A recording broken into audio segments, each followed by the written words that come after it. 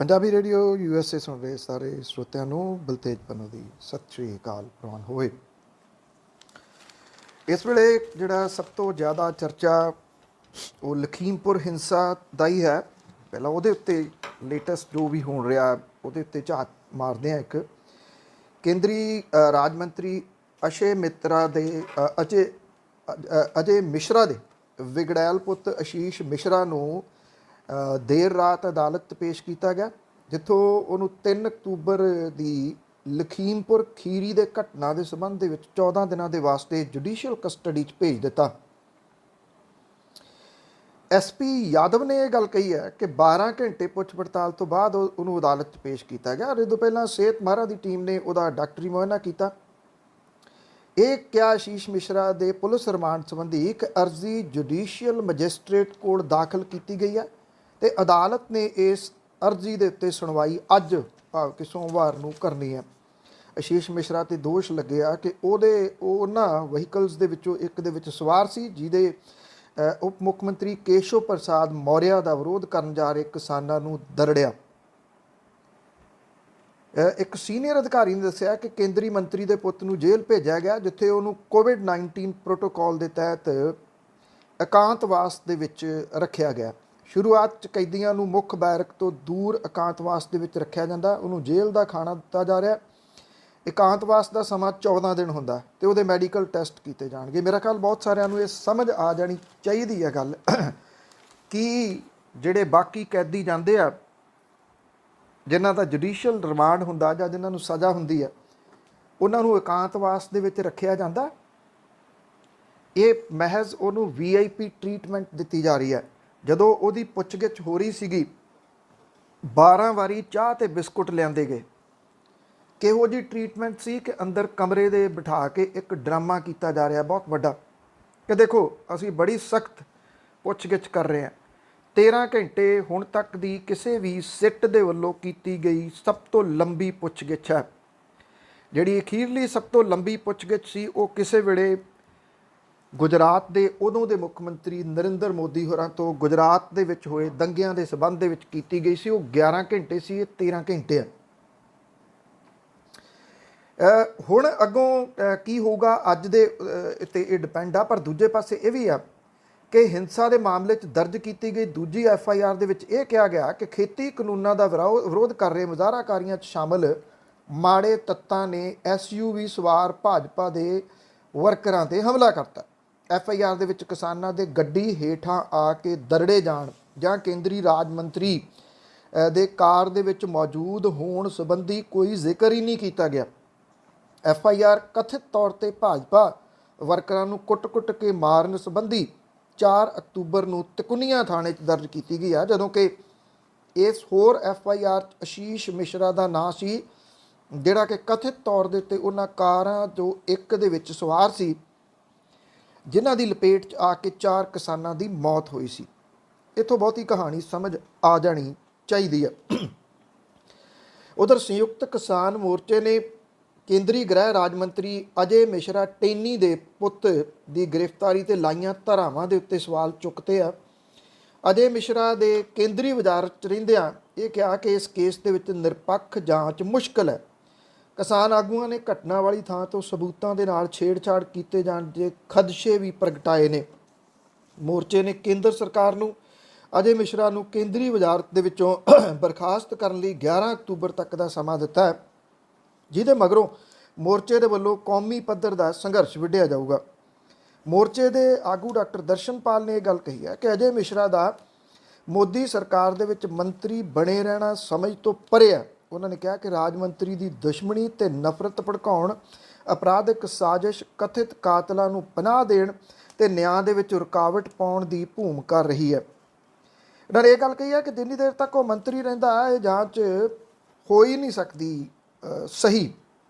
ਕਿਸਾਨ ਆਗੂ ਬਲਵੀਰ ਸਿੰਘ ਰਾਜੇਵਾਲ, ਜੋਗਿੰਦਰ ਸਿੰਘ ਉਗਰਾਹਾਂ ਅਤੇ ਜਿਹੜੇ ਬਾਕੀ ਹੋਰ ਨੇ ਉਹਨਾਂ ਨੇ ਵੀ ਇਸੇ ਤਰੀਕੇ ਦੇ ਨਾਲ ਇਹਦੇ ਉੱਤੇ ਸਵਾਲੀਆ ਚਿੰਨ੍ਹ ਖੜ੍ਹੇ ਕੀਤੇ ਨੇ ਔਰ ਇਹ ਕਿਹਾ ਕਿ ਜਦੋਂ 160 CRPC ਦੇ ਸੰਮਣ ਕੀਤੇ ਜਾ ਰਹੇ ਆ ਅਤੇ ਇੱਥੋਂ ਹੀ ਗੱਲ ਸਮਝ ਆ ਜਾਣੀ ਚਾਹੀਦੀ ਸੀ ਵੀ 160 ਦੇ ਤਹਿਤ ਸੰਮਣ ਗਵਾਹ ਨੂੰ ਕੀਤੇ ਜਾਂਦੇ ਆ, ਨਾ ਕਿ ਕਿਸੇ ਘਟਨਾ ਦੇ ਵਿੱਚ ਸ਼ਾਮਲ ਮੁੱਖ ਮੁਲਜ਼ਮ ਨੂੰ। ਲਖੀਮਪੁਰ ਖੀਰੀ ਮਾਮਲੇ ਨੂੰ ਹਿੰਦੂਆਂ ਤੇ ਸਿੱਖਾਂ ਦੀ ਲੜਾਈ ਦੇ ਵਿੱਚ ਬਦਲਣ ਦੀਆਂ ਕੋਸ਼ਿਸ਼ਾਂ ਖਿਲਾਫ ਚੇਤਾਵਨੀ ਦਿੰਦਿਆਂ ਭਾਰਤੀ ਜਨਤਾ ਪਾਰਟੀ ਦੇ ਸੰਸਦ ਮੈਂਬਰ ਵਰੁਣ ਗਾਂਧੀ ਨੇ ਇਹ ਗੱਲ ਕਹੀ ਹੈ ਕਿ ਇਸ ਤਰ੍ਹਾਂ ਦੀਆਂ ਗਲਤਫਹਿਮੀਆਂ ਪੈਦਾ ਕਰਨਾ ਖਤਰਨਾਕ ਹੈ। ਅਜਿਹੇ ਜ਼ਖਮਾਂ ਨੂੰ ਭਰਨ ਦੇ ਵਿੱਚ ਸਦੀਆਂ ਲੱਗ ਜਾਂਦੀਆਂ ਨੇ। ਵਰੁਣ ਗਾਂਧੀ ਤੇ ਮੇਨਕਾ ਗਾਂਧੀ, ਉਹਦੀ ਜਿਹੜੀ ਮਦਰ ਹੈ, ਇਹਨਾਂ ਦੋਨਾਂ ਨੂੰ ਜਿਹੜੀ ਨੈਸ਼ਨਲ ਐਗਜ਼ੈਕਟਿਵ ਸੀਗੀ, ਉਹਨਾਂ ਦੇ ਬਿਆਨਾਂ ਕਰਕੇ, ਖਾਸ ਤੌਰ ਦੇ ਉੱਤੇ ਕਿਸਾਨਾਂ ਦੇ ਹੱਕ ਦੇ ਵਿੱਚ ਖੜਨ ਕਰਕੇ ਉਸ ਨੈਸ਼ਨਲ ਐਗਜ਼ੈਕਟਿਵ ਤੋਂ ਲਾਂਭੇ ਕਰ ਦਿੱਤਾ ਗਿਆ। ਪਰ ਵਰੁਣ ਗਾਂਧੀ ਕਿਉਂਕਿ ਅਜੇ ਵੀ ਭਾਰਤੀ ਜਨਤਾ ਪਾਰਟੀ ਦਾ ਮੈਂਬਰ ਪਾਰਲੀਮੈਂਟ ਹੈ, ਉਹਨੇ ਆਪਣੇ ਟਵਿੱਟਰ ਅਕਾਊਂਟ ਤੋਂ ਭਾਰਤੀ ਜਨਤਾ ਪਾਰਟੀ ਦਾ ਨਾਮ ਜ਼ਰੂਰ ਹਟਾ ਦਿੱਤਾ, ਪਰ ਉਹ ਅਜੇ ਉਹਦਾ ਮੈਂਬਰ ਆ। ਹੁਣ ਭਾਰਤੀ ਜਨਤਾ ਪਾਰਟੀ ਉਹਨੂੰ ਲਾਂਭੇ ਕਰਦੀ ਆ ਪਾਰਟੀ 'ਚੋਂ, ਜਾਂ ਉਹ ਖੁਦ ਪਾਰਟੀ ਛੱਡਦਾ, ਇਹ ਬੜਾ ਅਹਿਮ ਅਜੇ ਹੈ। ਉਧਰ ਜਿਹੜਾ ਵਰੁਣ ਗਾਂਧੀ ਆ, ਉਹਨੇ ਆਪਣੇ ਬਿਆਨ ਦੇ ਵਿੱਚ ਇਹ ਗੱਲ ਕਹੀ ਆ ਕਿ ਇਹ ਮਾਮਲਾ ਧਰਮ ਦੇ ਨਾਲ ਜੁੜਿਆ ਹੋਇਆ ਨਹੀਂ ਹੈ। ਉਹਨਾਂ ਕਿਹਾ ਕਿ ਪ੍ਰਦਰਸ਼ਨਕਾਰੀ ਕਿਸਾਨਾਂ ਲਈ ਖਾਲਿਸਤਾਨੀ ਸ਼ਬਦ ਦੀ ਵਰਤੋਂ ਨਾ ਸਿਰਫ ਤਰਾਈ ਦੇ ਉਹਨਾਂ ਪੁੱਤਾਂ ਜਿਨ੍ਹਾਂ ਨੇ ਲੜਦਿਆਂ ਸਰਹੱਦਾਂ 'ਤੇ ਆਪਣਾ ਖੂਨ ਵਹਾਇਆ, ਉਹਨਾਂ ਦੀਆਂ ਪੀੜ੍ਹੀਆਂ ਦਾ ਅਪਮਾਨ ਹੈ, ਸਗੋਂ ਸਾਡੀ ਕੌਮੀ ਏਕਤਾ ਲਈ ਵੀ ਖਤਰਨਾਕ ਹੈ ਜੇ ਇਹਨੂੰ ਗਲਤ ਰੰਗਤ ਦਿੱਤੀ ਜਾਂਦੀ ਹੈ। ਉਹਨਾਂ ਟਵੀਟ ਕੀਤਾ ਕਿ ਲਖੀਮਪੁਰ ਖੀਰੀ ਦੇ ਮਾਮਲੇ ਨੂੰ ਹਿੰਦੂ ਤੇ ਸਿੱਖ ਦੀ ਲੜਾਈ ਦਿਖਾਉਣ ਦੀ ਕੋਸ਼ਿਸ਼ ਕੀਤੀ ਗਈ ਹੈ। ਇਹ ਮਹਿਜ਼ ਅਨੈਤਿਕ ਤੇ ਨਕਲੀ ਵਿਸ਼ਲੇਸ਼ਣ ਨਹੀਂ ਹੈ, ਸਗੋਂ ਇਸ ਤਰ੍ਹਾਂ ਦੀਆਂ ਗਲਤਫਹਿਮੀਆਂ ਪੈਦਾ ਕਰਨਾ ਬੜਾ ਖਤਰਨਾਕ ਹੈ ਤੇ ਸਾਨੂੰ ਅਜਿਹੇ ਮੁੱਦਿਆਂ ਦੇ ਉੱਤੇ ਸੌੜੀ ਸਿਆਸਤ ਛੱਡ ਕੇ ਕੌਮੀ ਏਕਤਾ ਉਸਾਰਨੀ ਚਾਹੀਦੀ ਹੈ। ਦੂਜੇ ਪਾਸੇ ਕਾਂਗਰਸ ਦੀ ਜਨਰਲ ਸਕੱਤਰ ਪ੍ਰਿਯੰਕਾ ਗਾਂਧੀ ਵਾਡਰਾ ਨੇ ਸਰਕਾਰ ਦੇ ਉੱਤੇ ਇਹ ਦੋਸ਼ ਲਾਤਾ ਜੀ ਕਿ ਉਹ ਲਖੀਮਪੁਰ ਖੀਰੀ ਹਿੰਸਾ ਕੇਸ ਦੇ ਮਾਮਲੇ ਦੇ ਵਿੱਚ ਕੇਂਦਰੀ ਮੰਤਰੀ ਦੇ ਪੁੱਤ ਨੂੰ ਬਚਾਉਣ ਦੀ ਹਰ ਸੰਭਵ ਅਸੰਭਵ ਕੋਸ਼ਿਸ਼ ਕਰ ਰਹੀ ਹੈ। ਪ੍ਰਿਯੰਕਾ ਗਾਂਧੀ ਵਾਡਰਾ ਨੇ ਇਹ ਗੱਲ ਕਹੀ ਹੈ ਕਿ ਭਾਜਪਾ ਆਗੂਆਂ ਤੇ ਉਹਨਾਂ ਅਰਬਪਤੀ ਦੋਸਤਾਂ ਤੋਂ ਇਲਾਵਾ ਦੇਸ਼ 'ਚ ਕੋਈ ਵੀ ਸੁਰੱਖਿਅਤ ਨਹੀਂ ਹੈ। ਉਹਨਾਂ ਨੇ ਇਹ ਗੱਲ ਪ੍ਰਧਾਨ ਮੰਤਰੀ ਦੇ ਹਲਕੇ 'ਚ ਕਿਸਾਨ ਨਿਆਏ ਰੈਲੀ ਨੂੰ ਸੰਬੋਧਨ ਕਰਦਿਆਂ ਕਹੀ। ਇਸ ਰੈਲੀ ਨਾਲ ਕਾਂਗਰਸ ਨੇ ਯੂਪੀ 'ਚ ਸਾਲ 2022 ਦੀਆਂ ਵਿਧਾਨ ਸਭਾ ਚੋਣਾਂ ਲਈ ਆਪਣੀ ਚੋਣ ਮੁਹਿੰਮ ਭਖਾ ਦਿੱਤੀ ਹੈ। ਪ੍ਰਿਯੰਕਾ ਗਾਂਧੀ ਵਾਡਰਾ ਨੇ ਪ੍ਰਧਾਨ ਮੰਤਰੀ 'ਤੇ ਹਮਲਾ ਬੋਲਦਿਆਂ ਕਿਹਾ ਕਿ ਉਹਨਾਂ ਦੇਸ਼ ਭਰ ਦੇ ਵਿੱਚ ਵਿਦੇਸ਼ਾਂ 'ਚ ਘੁੰਮਣ ਦੀ ਵਿਹਲ ਹੈ, ਪਰ ਖੇਤੀ ਕਾਨੂੰਨਾਂ ਖਿਲਾਫ ਸੰਘਰਸ਼ ਕਰ ਰਹੇ ਕਿਸਾਨਾਂ ਦੀ ਗੱਲ ਸੁਣਨ ਦਾ ਸਮਾਂ ਨਹੀਂ ਹੈ, ਜਿਹੜੇ ਕਿ ਉਹਨਾਂ ਦੀ ਰਿਹਾਇਸ਼ ਤੋਂ ਕੋਈ 10 ਮਿੰਟਾਂ ਦੀ ਦੂਰੀ 'ਤੇ ਬੈਠੇ ਨੇ। ਉਹਨਾਂ ਨੇ ਕਿਹਾ ਕਿ ਪ੍ਰਧਾਨ ਮੰਤਰੀ ਪਿੱਛੇ ਜੇ ਲਖਨਊ ਆਏ, ਪਰ ਕਿਸਾਨਾਂ ਦਾ ਦੁੱਖ ਸੁਣਨ ਲਖੀਮਪੁਰ ਖੀਰੀ ਨਹੀਂ ਜਾ ਸਕੇ, ਜਿਨ੍ਹਾਂ ਕਿਸਾਨਾਂ ਨੇ ਦੇਸ਼ ਨੂੰ ਆਜ਼ਾਦੀ ਦਿਵਾਈ।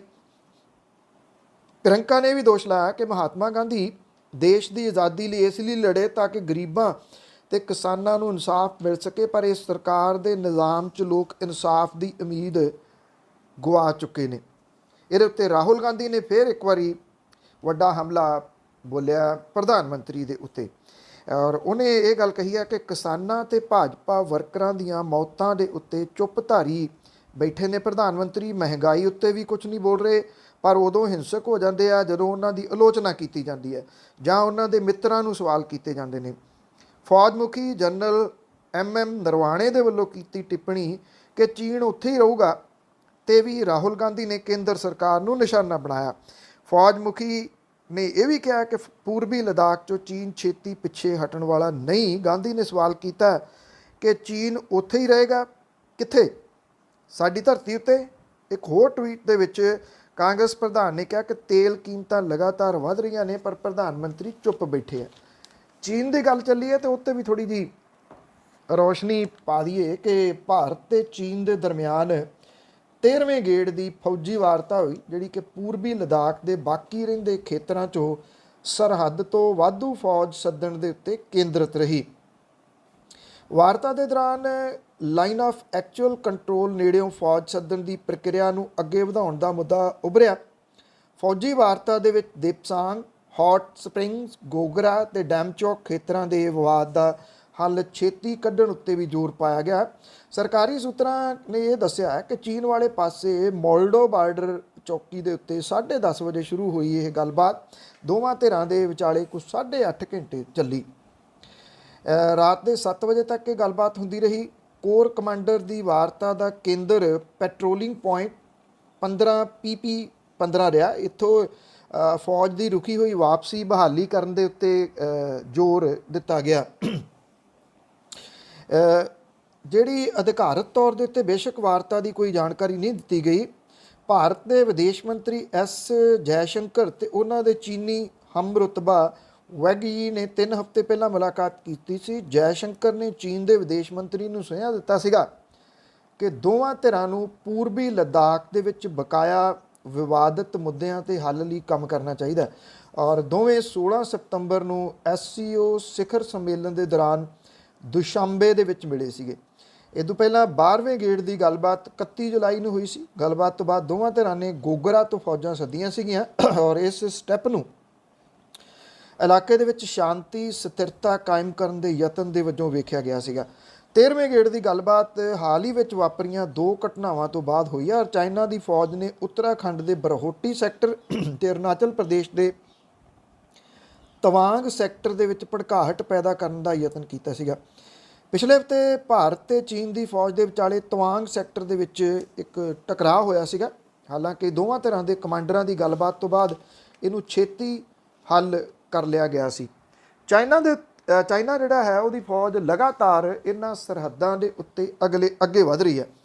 ਜਿਹੜੀ ਗੱਲ ਮੈਂ ਤੁਹਾਨੂੰ ਪਹਿਲਾਂ ਰਾਹੁਲ ਗਾਂਧੀ ਦੀ ਦੱਸੀ ਸੀ ਕਿ ਉਹਨੇ ਟਵੀਟ ਕਰਕੇ ਇਹ ਸਵਾਲੀਆ ਚਿੰਨ੍ਹ ਵੱਡਾ ਖੜਾ ਕੀਤਾ ਕਿ ਜਿਹੜੇ ਫੌਜ ਮੁਖੀ ਨੇ ਗੱਲ ਕਹੀ ਹੈ ਕਿ ਚੀਨ ਉੱਥੇ ਹੀ ਰਹੂਗਾ, ਕਿੱਥੇ? ਸਾਡੀ ਧਰਤੀ ਦੇ ਉੱਤੇ। ਇਸ ਸਵਾਲ ਦੇ ਪਿੱਛੇ ਬਹੁਤ ਸਾਰੀਆਂ ਗੱਲਾਂ ਛੁਪੀਆਂ ਹੋਈਆਂ ਨੇ। ਮਤਲਬ ਕਿ ਉੱਥੋਂ ਉਹਨੂੰ ਪਛਾਣ ਕਰਨ ਦੇ ਵਾਸਤੇ ਕੀਤੇ ਜਾ ਰਹੇ ਯਤਨ ਸਫਲ ਨਹੀਂ ਹੋ ਪਾ ਰਹੇ। ਇਹਦੇ ਵਿੱਚ ਕਿਤੇ ਨਾ ਕਿਤੇ ਭਾਰਤ ਦੀ ਜਿਹੜੀ ਫੋਰਨ ਪਾਲਿਸੀ ਹੈ ਉਹਦੇ ਵਿੱਚ ਜੋ ਕੁਝ ਪਿਛਲੇ ਸਮੇਂ ਦੇ ਦੌਰਾਨ ਹੁੰਦਾ ਰਿਹਾ ਉਹਦਾ ਇੱਕ ਬਹੁਤ ਵੱਡਾ ਰੋਲ ਕਿਹਾ ਜਾ ਸਕਦਾ ਮੇਨ ਤੌਰ ਦੇ ਉੱਤੇ। ਪੰਜਾਬ ਦੇ ਉਪ ਮੁੱਖ ਮੰਤਰੀ ਸੁਖਜਿੰਦਰ ਸਿੰਘ ਰੰਧਾਵਾ ਨੇ ਮੇਘਾਲਿਆ ਸਰਕਾਰ ਦੇ ਵੱਲੋਂ ਸ਼ਿਲੌਂਗ 'ਚ ਵਸਦੇ ਸਿੱਖਾਂ ਨੂੰ ਉਜਾੜਨ ਦੇ ਫੈਸਲੇ ਦਾ ਸਖਤ ਵਿਰੋਧ ਕੀਤਾ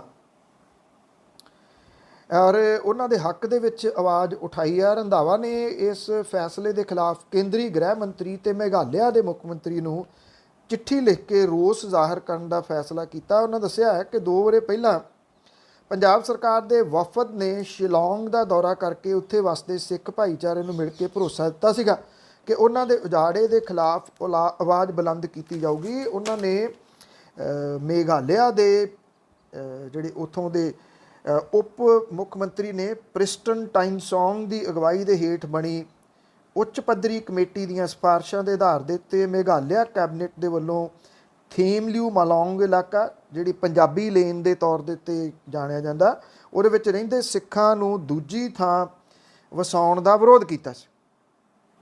ਪੰਜਾਬ ਦੇ ਉਪ ਮੁੱਖ ਮੰਤਰੀ ਨੇ ਮੇਘਾਲਿਆ ਸਰਕਾਰ ਦੇ ਇਸ ਫੈਸਲੇ ਦਾ ਵਿਰੋਧ ਕਰਦਿਆਂ ਆਖਿਆ ਕਿ ਭੂ ਮਾਫੀਆ ਦੇ ਦਬਾਅ ਦੇ ਹੇਠ ਦਹਾਕਿਆਂ ਤੋਂ ਸ਼ਿਲੌਂਗ ਰਹਿੰਦੇ ਸਿੱਖਾਂ ਨੂੰ ਉਜਾੜਨਾ ਘੋਰ ਬੇਇਨਸਾਫੀ ਹੈ ਤੇ ਪੰਜਾਬ ਸਰਕਾਰ ਇਸ ਫੈਸਲੇ ਦਾ ਵਿਰੋਧ ਕਰਦੀ ਹੈ। ਉਹਨਾਂ ਨੇ ਕਿਹਾ ਕਿ 200 ਸਾਲਾਂ ਤੋਂ ਵੀ ਵੱਧ ਸਮੇਂ ਤੋਂ ਸ਼ਿਲੌਂਗ ਦੇ ਵਿੱਚ ਵਸੇ ਇਹਨਾਂ ਸਿੱਖਾਂ ਦੇ ਨਾਗਰਿਕ ਅਧਿਕਾਰਾਂ ਦੀ ਕਿਸੇ ਵੀ ਕੀਮਤ 'ਤੇ ਉਲੰਘਣਾ ਨਹੀਂ ਹੋਣ ਦਿੱਤੀ ਜਾਊਗੀ।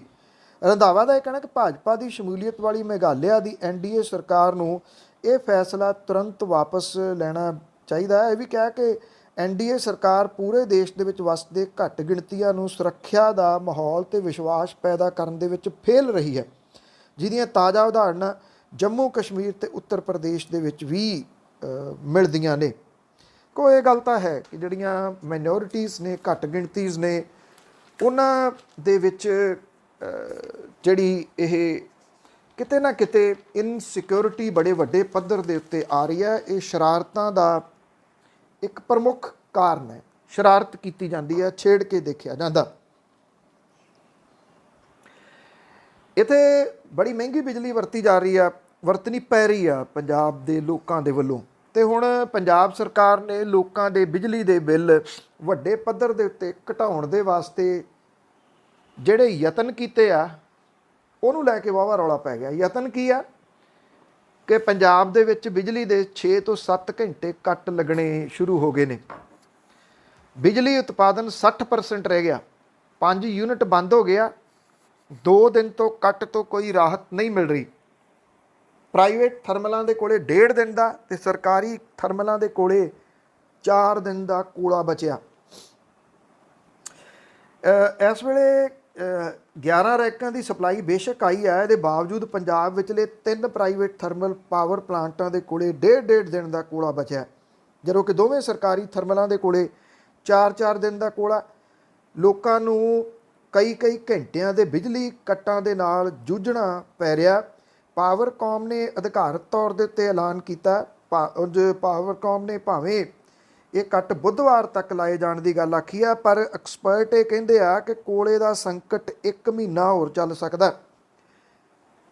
ਪਿਛਲੀ ਗੱਠਜੋੜ ਦੀ ਸਰਕਾਰ ਦੇ ਵਿੱਚ ਸੁਖਬੀਰ ਸਿੰਘ ਬਾਦਲ ਹੋਰਾਂ ਦੇ ਨਿਰਦੇਸ਼ਾਂ ਦੇ ਉੱਤੇ ਜਿਹੜੇ ਸਮਝੌਤੇ ਪ੍ਰਾਈਵੇਟ ਕੰਪਨੀਆਂ ਦੇ ਨਾਲ ਕੀਤੇ ਗਏ ਆ, ਉਹਨਾਂ ਦਾ ਵੱਖਰਾ ਰੰਗ ਹੁਣ ਇਹ ਸਾਹਮਣੇ ਆਉਣਾ ਸ਼ੁਰੂ ਹੋ ਗਿਆ।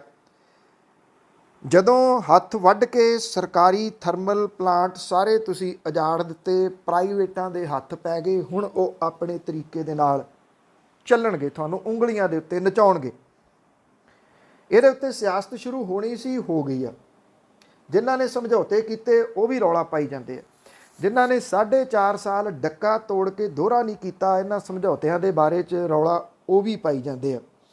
ਨਵਜੋਤ ਸਿੰਘ ਸਿੱਧੂ ਜਿਨ੍ਹਾਂ ਨੂੰ ਪਾਵਰ ਮਹਿਕਮਾ ਦਿੱਤਾ ਗਿਆ ਸੀ, ਛੱਡ ਕੇ ਮੌਨ ਵਰਤ ਦੇ ਉੱਤੇ ਚਲੇ ਗਏ ਸੀਗੇ। ਮੌਨ ਵਰਤ 'ਤੇ ਬਹੁਤ ਜਾਂਦੇ ਆ, ਇੱਕ ਤਾਂ ਬੋਲੋ ਹੀ ਉਹਨਾਂ ਕਿ ਮੌਨ ਵਰਤ 'ਤੇ ਜਾਣਾ ਨਾ ਪਏ। ਨਵਜੋਤ ਸਿੰਘ ਸਿੱਧੂ ਹੋਰੀ ਹੁਣ ਇਹ ਗੱਲ ਕਹਿੰਦੇ ਆ ਕਿ ਜਿਹੜੇ ਪ੍ਰਾਈਵੇਟ ਥਰਮਲ ਪਲਾਂਟ ਨੇ ਉਹਨਾਂ ਦੇ ਖਿਲਾਫ ਕਾਰਵਾਈ ਕਰੋ।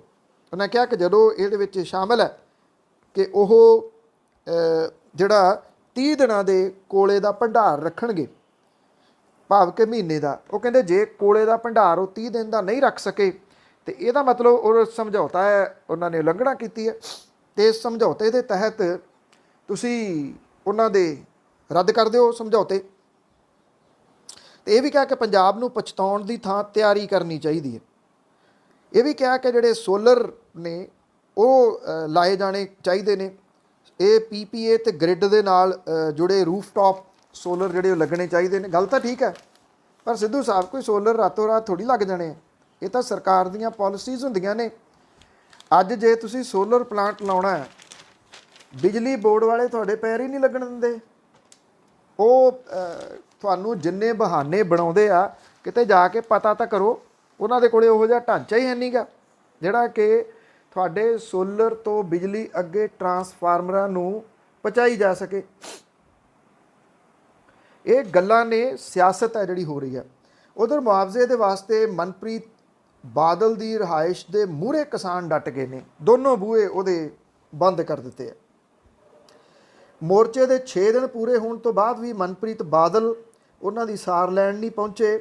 ਮਨਪ੍ਰੀਤ ਬਾਦਲ ਦੀ ਚੁੱਪ ਕਾਂਗਰਸ ਉਮੀਦਵਾਰਾਂ ਲਈ ਇਸ ਏਰੀਏ ਦੇ ਘੱਟੋ ਘੱਟ 5 ਤੋਂ 6 ਉਮੀਦਵਾਰਾਂ ਦੇ ਵਾਸਤੇ ਮੁਸ਼ਕਲਾਂ ਵੱਧ ਸਕਦੀਆਂ ਨੇ। ਸਿਆਸੀ ਮਾਹਰਾਂ ਦਾ ਇਹ ਮੰਨਣਾ ਕਿ ਵਿੱਤ ਮੰਤਰੀ ਨੂੰ ਲੋਕ ਨੁਮਾਇੰਦੇ ਦੇ ਨਾਤੇ ਇਸ ਮਸਲੇ ਦੇ ਲਈ ਹੱਲ ਲਈ ਸਾਹਮਣੇ ਆਉਣਾ ਚਾਹੀਦਾ। ਮਨਪ੍ਰੀਤ ਬਾਦਲ ਜਿਸ ਤਰੀਕੇ ਦੇ ਨਾਲਦਿਆਂ ਦੀਆਂ ਸਰਕਾਰ ਦੀਆਂ ਜੜ੍ਹਾਂ ਵੱਢਦੇ ਨੇ, ਉਹਨਾਂ ਦਾ ਸਾਹਮਣੇ ਆ ਕੇ ਤਰੀਕਾ ਹੀ ਨਹੀਂਗਾ। ਇਹ ਉਹ ਸੜਕ ਹੈ ਜਿਹਦੇ ਉੱਤੇ ਚਿੜੀ ਨਹੀਂ ਸੀ ਫਟਕਣ ਦਿੰਦੇ ਸੁਰੱਖਿਆ ਫੋਰਸਾਂ ਵਾਲੇ, ਪਰ ਕਿਸਾਨਾਂ ਨੇ ਆ ਕੇ ਐਸੇ ਜਿਹੜੀਆਂ ਉੱਥੇ ਲੱਗੀਆਂ ਰੋਕਾਂ ਭੰਨ ਦਿੱਤੀਆਂ, ਸਾਰਾ ਕੁਝ ਕਰਤਾ, ਚੇਤਾਵਨੀਆਂ ਦਿੱਤੀਆਂ ਕਿ ਮਨਪ੍ਰੀਤ ਬਾਦਲ ਆ ਕੇ ਗੱਲ ਸੁਣਨ। ਕਿਸੇ ਨੇ ਨਹੀਂ ਸੁਣੀ। ਗੁਲਾਬੀ ਸੁੰਡੀ ਨੂੰ ਲੈ ਕੇ ਇਹ ਕਿਸਾਨ ਡਾਢੇ ਤੰਗ ਨੇ। ਨਰਮਾ ਬੈਲਟ ਜਿਹੜੀ ਮੰਨੀ ਜਾਂਦੀ ਹੈ, ਇਹਦੇ ਵਿੱਚ ਬਹੁਤ ਵੱਡਾ ਨੁਕਸਾਨ ਗੁਲਾਬੀ ਸੁੰਡੀ ਦੇ ਨਾਲ ਕਿਸਾਨਾਂ ਦਾ ਇਸ ਵਾਰੀ ਹੋਇਆ। ਲਗਾਤਾਰ ਖੁਦਕੁਸ਼ੀਆਂ ਇਸ ਪੂਰੇ ਏਰੀਏ ਦੇ ਵਿੱਚ ਵੱਧਦੀਆਂ ਜਾ ਰਹੀਆਂ ਨੇ। ਇਹ ਖੁਦਕੁਸ਼ੀਆਂ ਦਾ ਹੱਲ ਕੀ ਹੋਊਗਾ, ਇਹਦੇ ਵਾਸਤੇ ਸਰਕਾਰ ਨੂੰ ਕਿਸਾਨਾਂ ਦੀ ਬਾਂਹ ਫੜਨੀ ਹੀ ਪਊਗੀ। ਪਰ ਸਵਾਲ ਇਹ ਆ, ਸਰਕਾਰ ਜਸ਼ਨਾਂ 'ਚ ਅਜੇ ਵੀ ਡੁੱਬੀ ਹੋਈ ਆ, ਰੁੱਝੀ ਹੋਈ ਆ। ਉਹ ਤਾਂ ਹੋਰਡਿੰਗਸ ਲਾ ਕੇ ਕੈਪਟਨ ਅਮਰਿੰਦਰ ਸਿੰਘ ਹੋਰਾਂ ਵਾਂਗੂ ਇਹ ਸਮਝਦੀ ਆ, ਹੋਰਡਿੰਗ ਲੱਗ ਗਏ ਥਾਂ ਦੇ ਉੱਤੇ ਤੇ ਸਾਰਾ ਕੁਝ ਬਸ ਠੀਕ ਠਾਕ ਹੈ। ਨਾ ਉਹਨੇ ਗੁਲਾਬੀ ਸੁੰਡੀ ਵਾਲੇ ਮਾਮਲੇ ਦੇ ਉੱਤੇ ਬੇਸ਼ੱਕ ਅਫਸਰਾਂ ਨੇ ਖਾਨਾ ਪੂਰਤੀ ਕਰਤੀ ਕਿ ਉਹਨਾਂ ਨੇ ਜਾ ਕੇ ਇੱਥੇ ਗਰਦੌਰੀਆਂ ਕਰ ਲੀਆਂ, ਪਰ ਕੱਲੀਆਂ ਗਰਦੌਰੀਆਂ ਕਰਕੇ ਕੀ ਹੋਊਗਾ, ਇਹ ਵੱਡੇ ਸਵਾਲ ਨੇ। ਉਸ ਤੋਂ ਬਾਅਦ ਤੁਰੰਤ ਸਰਕਾਰ ਨੂੰ ਕਿਸਾਨਾਂ ਦੀ ਬਾਂਹ ਫੜਨੀ ਚਾਹੀਦੀ ਹੈ। ਨਹੀਂ ਤਾਂ ਇਹ ਖੁਦਕੁਸ਼ੀਆਂ ਐਡਾ ਵੱਡਾ ਰੂਪ ਧਾਰਨ ਕਰ ਲੈਣਗੀਆਂ ਇਸ ਬੈਲਟ ਦਾ, ਕਿਉਂਕਿ ਮੈਂ ਬਹੁਤ ਸਾਰੇ ਥਾਵਾਂ ਦੇ ਉੱਤੇ ਜਾ ਕੇ ਦੇਖਿਆ, ਬਹੁਤ ਵੱਡਾ ਨੁਕਸਾਨ ਹੋਇਆ, ਕੰਪਲੀਟ ਜਿਹੜਾ ਉਹ ਤਬਾਹ ਹੋ ਗਿਆ ਨਰਮਾ ਇਸ ਪੂਰੇ ਏਰੀਏ ਦੇ ਵਿੱਚ। ਬਹੁਤ ਧੰਨਵਾਦ। ਬਾਕੀ ਇਸ ਤੋਂ ਅਗਲਾ ਵਿਸਥਾਰ ਜਿਹੜਾ ਉਹ ਕੱਲ੍ਹ ਦੇ ਪ੍ਰੋਗਰਾਮ ਦੇ ਵਿੱਚ ਤੁਹਾਡੇ ਨਾਲ ਸਾਂਝਾ ਕਰਾਂਗੇ। ਇਜਾਜ਼ਤ ਦਿਓ। ਧੰਨਵਾਦ। ਸਤਿ ਸ਼੍ਰੀ ਅਕਾਲ।